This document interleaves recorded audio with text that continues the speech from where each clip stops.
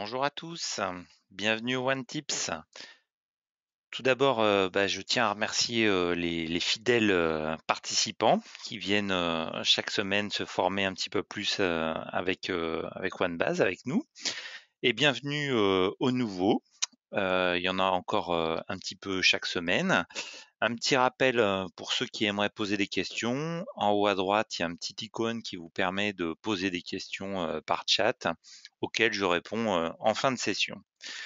On va attaquer aujourd'hui sur la notion de prévue édition, toujours dans le module catalogue de nos OneBase. Je vais me connecter à notre base de test. Donc c'est quelque chose que l'on va retrouver, la prévue édition, c'est quelque chose qu'on va retrouver derrière ce bouton catalogue. Dans le bouton catalogue, on a la possibilité d'avoir donc la vue Arbo et la prévue édition. C'est à peu près la même chose que ce qu'on a là également. Donc là, on va aller directement dans prévue édition parce que c'est ce qui va nous intéresser. Et dans les prévues éditions, en fait, on a la prévisualisation qui est liée au filtre qui est opéré. Donc là, j'ai un filtre sur cette base-là où finalement j'avais filtré sur une seule arborescence, c'est l'arborescence tête par exemple. Et cette arborescence-là, j'ai fait une prévue par page. Donc si j'ai fait une pagination, c'est-à-dire que j'ai mis des produits dans un projet de catalogue auquel j'ai associé des pages, donc j'ai fait une pagination, on va revoir ces éléments avec des numéros de pages. Donc là, on a une prévue par page qui s'opère. Donc, on peut avoir plusieurs types de prévues. La prévue par page, la prévue par fournisseur, la prévue par arbo.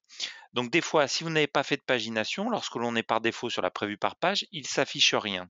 C'est normal parce qu'il n'y a pas de numéro de page, donc tant qu'on ne travaille pas sur les pages, on n'a pas de numéro particulier. Sur cette prévue par page, il y a une petite différence dans les préférences d'affichage qui est importante. C'est que dans les préférences d'affichage qui se trouvent ici, on a la possibilité de travailler sur une seule page ou par double page. Donc le fait de valider cette notion de visualisation en double page va me permettre de visualiser les éléments en regard. Alors bien évidemment, hein, il faut utiliser le F1 pour pouvoir agrandir un maximum l'écran. Moi je suis sur un écran 13 pouces, c'est pas très confortable, donc ça s'adresse essentiellement à des gens qui ont des très grands écrans qui vont faire une pagination. Mais ça permet de visualiser les produits en regard, d'avoir vraiment une visualisation en double page qui peut être intéressante. Alors les fonctions de prévu par page s'adressent essentiellement aux clients qui ont réellement besoin de faire un chemin de fer. Les clients qui font du flux, c'est-à-dire simplement, ce produit-là va être avant ou après un autre, moi je vous conseillerais plutôt d'utiliser la prévue, par arborescence. C'est ce qu'on va aller voir un petit peu après. Donc ça, c'était la prévue par page. On va avoir une prévue également par fournisseur. Donc ça peut être intéressant surtout pour la partie des distributeurs. C'est-à-dire que finalement, moi, je veux demander à Petzl de me relire une partie de mon catalogue. Donc finalement, je fais une prévue avec tout ce qui concerne Petzl dans mon catalogue. Et cette prévue, évidemment, je peux l'imprimer. Alors soit je l'imprime en PDF hein, pour la fournir à mon fournisseur, soit je peux lui transmettre en version print, voire même imaginer que finalement, si on a créé un rôle fournisseur, qu'il puisse directement visualiser la prévue dans son contexte. Donc ça peut avoir apporté d'autres types de solutions dans la prévue. Donc la prévue par fournisseur, elle est vraiment orientée plutôt lorsque je commence à construire mon offre et que je suis en négociation avec mon fournisseur, je peux lui montrer par rapport à une édition, c'est-à-dire une sélection, là en l'occurrence c'est la sélection 2018, qu'est-ce que je compte mettre dans mon catalogue. Il peut vous faire ses commentaires, vous apporter ses éléments ou vous dire simplement: «Bah, tiens, il me manque, cette nouveauté-là, pense à la mettre dans ton catalogue» ou inversement: «Attention, ce casque Vertex ne se fera plus en 2022, pense à le retirer de ta sélection». Donc ça, c'est une autre type de prévue et enfin, on va avoir la prévue par Arbo et la prévue par Arbo, en fait, c'est simplement dans la construction de mon catalogue, je veux simplement visualiser l'enchaînement des objets. Donc là, je suis sur, tête, casque de chantier et je vais avoir, les produits les uns en dessous des autres sans forcément, visualiser, un véritable chemin de fer. Donc ça, c'est intéressant, plutôt orienté pour les chefs produits parce qu'eux, c'est pas eux qui vont faire le montage proprement dit du catalogue, ça va être les infographistes, le service communication qui va avoir cette charge-là et nous, ce qu'on va demander aux chefs produits, c'est plutôt de relire le contenu. C'est-à-dire que finalement avec, le contenu qu'ils m'auront validé dans OneBase, je vais pouvoir avoir la liberté de construire mes pages comme je le souhaite. Mais c'est peut-être important qu'ils me donnent l'ordre, des éléments, qu'on visualise bien les choses dans un certain format. Quel que soit le type de prévu, qu'on soit en prévu par page, prévu par fournisseur ou prévu par arbo, il y a des fonctionnalités, très intéressantes dans OneBase qui permettent de relire les éléments dans leur contexte. Donc, je visualise effectivement et là, je m'aperçois qu'il y a peut-être une anomalie.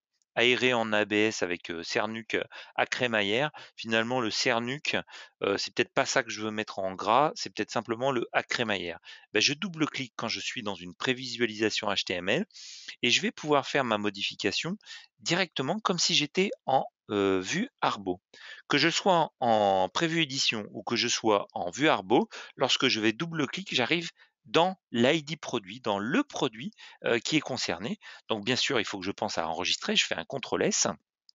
Donc là, j'ai fait une modification et vous vous rappelez, j'avais fait une alerte mail, donc ça me fait bien une alerte mail, parce que j'ai fait cette modification-là. Pour pas perdre mon contexte au moment de ma relecture, si vous cliquez sur actualiser, il va m'actualiser et me remonter tout en haut de la page. Alors que si je suis là et que je fais la fonction F5, si j'utilise la touche F5, ça va me rafraîchir ma prévisualisation tout en gardant le focus d'affichage. Donc autant un focus d'affichage vertical qui peut être intéressant. Si j'ai une modification dans ma désignation, ça va me renvoyer directement dans ma désignation. Donc là, je suis, aéré, je vais mettre, test par exemple, je vais enregistrer cet élément-là et pareil, je vais actualiser, mon élément. Donc à chaque fois que je double-clique sur un élément, donc ça peut être aussi sur une tétière sous conditionnement où là finalement je ne vais pas l'appeler sous conditionnement, je vais la rappeler sous conditionnement test et là pareil, c'est encore une fois, j'actualise et ça va me modifier uniquement cette tétière-là. Alors là, je n'ai pas fait une modification sur l'ensemble, de mes caracs, mais uniquement sur la tétière de ce produit-là. On fera peut-être un focus sur les caractéristiques une autre fois. Donc ça peut être n'importe quoi, une donnée également, une donnée, de type, produit, voilà, dans un autre onglet. En fait, lorsque je vois l'information, je peux simplement dupliquer sur celle-ci pour la mettre en valeur, y compris pour une image. Si je double-clique, ça va me renseigner sur une image. Là, en l'occurrence, cette image-là n'apparaît pas dans ma sélection 2018. Si je souhaite la voir apparaître, je vais sélectionner, cette image-là pour que, elle apparaisse dans ma prévue. Là, cette fois, je vais avoir un élément avec mes deux images directement. Donc la prévue, lorsque on peut dire, on génère une prévue sur n'importe quel élément, hein, ça peut être sur un mot-clé, sur un fournisseur, donc je crée une vue, une espace de recherche, je génère la prévue et je vais pouvoir double-cliquer sur ces éléments-là. Lorsque l'on est en prévue de cette manière-là, on a la possibilité aussi de se dire, je vais pouvoir sélectionner mes images et sélectionner mes articles en fonction de l'édition sur laquelle je travaille. Donc ça, c'est une fonction intéressante, c'est que par exemple, j'ai créé une sélection très vaste de mon nouveau catalogue et finalement, je ne sais pas si je veux mettre une ou deux images. Je peux décider au moment de la prévue de dire, cette image-là, je ne veux pas. Cette référence-là sur les jugulaires, je ne les veux pas, la barre, je ne veux pas. C'est comme si je faisais une désélection. Donc là, il faut que je pense à enregistrer évidemment mon travail. Donc là, ça n'apparaît plus. C'est exactement le même travail que lorsque je fais ça, que lorsque je vais ici et que je fais sélection ou désélection. Donc là, mes jugulaires n'ont pas été supprimés, du PIM, elles ont simplement été désélectionnées de l'édition de travail sur lequel j'étais en train de travailler. Donc là, en l'occurrence, de 2018. Donc ça me permet de travailler rapidement sur des sélections d'images, mais également des sélections d'articles en se disant, finalement, cette référence-là, je n'ai pas besoin, je n'ai pas besoin. Tant que j'ai pas enregistré, il se passe pas grand-chose. Je peux dire: non, finalement, je regrette, c'était bien ces références-là qui sont importantes pour moi». Donc les visuels et les articles, on peut les sélectionner et désélectionner en fonction de l'édition sur laquelle nous nous trouvons. Donc le fait que je sois sur 2018, ça me fait vraiment exactement la même action que si j'allais ici, que je cochais ou je décochais mon image, en l'occurrence cette image-là. C'est exactement la même action que celle-ci. Ça permet d'aller plus vite. Une autre action est possible également, c'est que pour des tétières qui ne sont pas système, attention, une tétière système, je ne peux pas la masquer. Mais une tétière système, je ne peux pas la masquer. Mais une tétière qui n'est pas système, je vais pouvoir la masquer. C'est-à-dire que là, en l'occurrence, je vais masquer cette tétière-là. Attention, cette tétière, quand elle est masquée, par contre, elle n'est pas liée à une édition.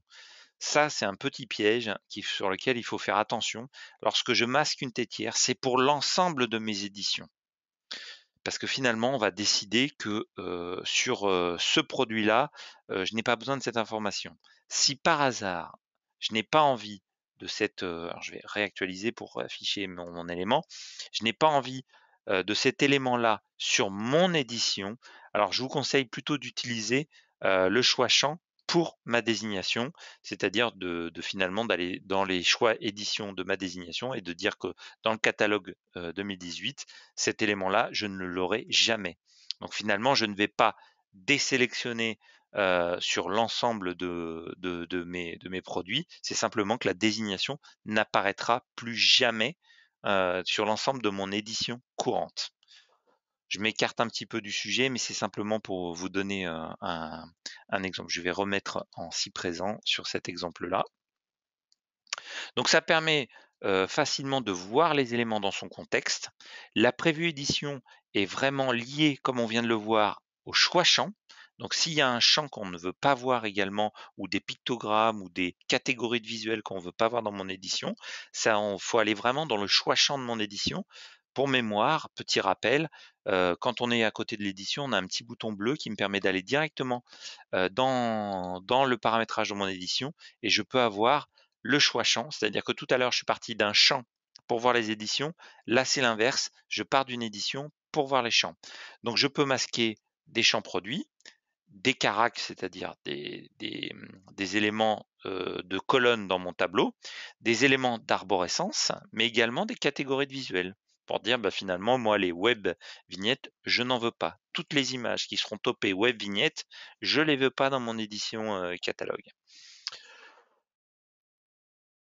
Dernière fonctionnalité que j'aimerais vous montrer ce matin dans le One Tips, c'est le fait de pouvoir afficher des surlignages. C'est-à-dire, qu'est-ce qui va m'intéresser de voir qu'est-ce qui a été modifié depuis une certaine date.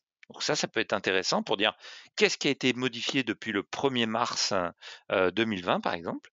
Ou alors, qu'est-ce qui a été modifié depuis mon dernier catalogue?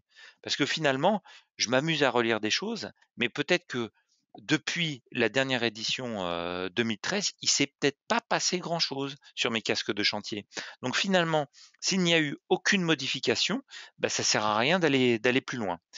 La signification fait que lorsque c'est rouge, c'est que ce produit a disparu sur l'ancienne édition. C'est-à-dire que ce produit-là était là en 2013, mais il a disparu. Par contre, ce produit-là, il est entièrement vert, c'est-à-dire que c'est une véritable nouveauté. Ce produit-là était présent en 2013, il est reconduit en 2018, sauf qu'il n'y a pas une modification sur le contenu textuel. Par contre, il y a eu une modification sur les images. C'est-à-dire que les sélections d'images n'ont pas été les mêmes. On a décoché ces visuels-là et on a recoché ces nouveaux visuels-là.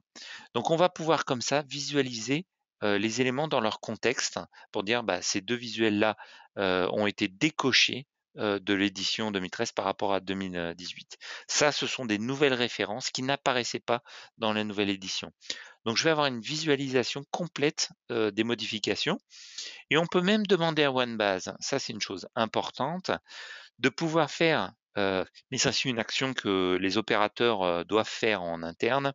On peut demander à OneBase, par exemple, de faire une photo de la base à un moment donné. C'est-à-dire qu'on dit au 1er mars 2020, je veux une photo de la base à un instant T. Et là, OneBase sera capable de vous montrer directement dans le texte quel a été le mot ou le point qui a été modifié à l'intérieur. Mais pour ça, il faut vraiment faire une sorte de backup, de notre, élément. Donc moi, je conseille ça essentiellement à chaque fois qu'on a terminé un catalogue papier, on a terminé son catalogue papier, bah, on peut faire un backup pour pouvoir utiliser ces fonctions, d'éléments d'ancienne édition. Donc pour pouvoir bien en bénéficier, il faut s'adresser à son chef de projet ou à Emma qui pourra, mettre en œuvre, les choses qui vont bien dans le système. On arrive au terme de ce One Tips. Est-ce que vous avez des questions particulières? J'avais pas vu votre message Philippe, effectivement, bonjour. Sinon, je vous dis à la semaine prochaine et vous retrouverez bien évidemment ce One Tips, directement sur le forum. Merci en tout cas pour votre participation et à bientôt. Au revoir.